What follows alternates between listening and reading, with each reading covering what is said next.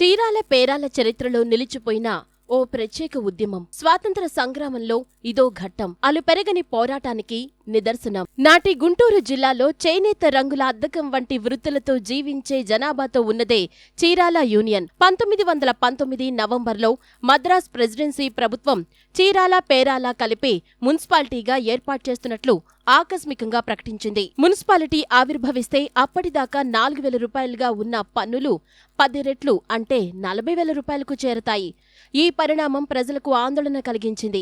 ఇలాంటి పరిస్థితిలో ఆంగ్లేయులకు ఎదురు తిరుగుతూ చీరాల పేరాల ప్రజలను ఏకతాటిపైకి తెచ్చిన మహనీయులు ఆంధ్ర రత్న బిరుదాంకితులు శ్రీ దుగ్గిరాల గోపాలకృష్ణయ్య.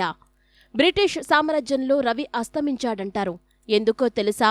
చీకట్లో ఇంగ్లీష్ వాళ్ళని నమ్మడం మరీ కష్టమని ఒక సందర్భంలో వ్యాఖ్యానించిన ధైర్యశాలి దుగ్గిరాల గోపాలకృష్ణయ్య. ఎన్టీఆర్ జిల్లా పెనుగంచిప్రోలులో 1889 జూన్ 2న జన్మించిన గోపాలకృష్ణయ్య తన చిన్ననాటి తనంలోనే తల్లిదండ్రులను కోల్పోవడంతో పాటు పినతండ్రి, నాయనమ్మ సంరక్షణలో పెరిగారు. బాపట్లలో మెట్రిక్యులేషన్ పూర్తి చేసి గుంటూరులోని నడింపల్లి నరసింహారావు అనే మిత్రుడి సహాయంతో స్కాట్లాండ్లోని ఎడింబరో విశ్వవిద్యాలయంలో ఎంఏ పూర్తి చేశారు. హైస్కూల్లో చదివే సమయంలోనే జాతీయ నాట్యమండలి స్థాపించి సంగీత, నాటక కార్యక్రమాలు నిర్వహించిన గోపాలకృష్ణయ్య నందికేశ్వరుడు రచించిన అభినయ దర్పణం అనే గ్రంథాన్ని ద మిర్రర్ ఆఫ్ గెస్చర్ అన్న పేరుతో సంస్కృతం నుంచి ఆంగ్లంలోకి అనువదించారు. దీన్ని 1917లో కేంబ్రిడ్జ్, హార్వర్డ్ యూనివర్సిటీ ప్రెస్ ప్రచురించింది.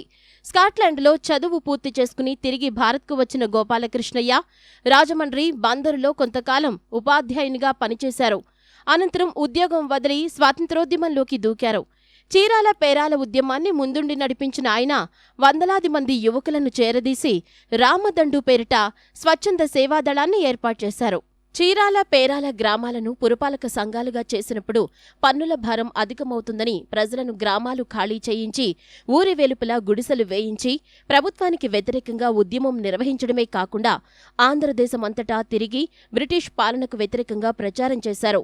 నిషేధాన్ని ఉల్లంఘించి బరంపురంలో ఉపన్యాసం చేసినందుకు గోపాలకృష్ణయ్యను బ్రిటిష్ పోలీసులు అరెస్టు చేశారు. 1 సంవత్సరం పాటు జైలులో పెట్టారు. అయినా ప్రజలు వెనక్కి తగ్గలేదు. దీంతో బ్రిటిష్ ప్రభుత్వమే దిగివచ్చి మున్సిపాలిటీని రద్దు చేసింది. ఆ విధంగా దుగ్గిరాల గోపాలకృష్ణయ్య చుక్కానిగా నడిపించిన చీరాల పేరాల ప్రజల ఉద్యమం స్వాతంత్ర పోరాటంలో ఓ మైలురాయిగా నిలిచిపోయింది.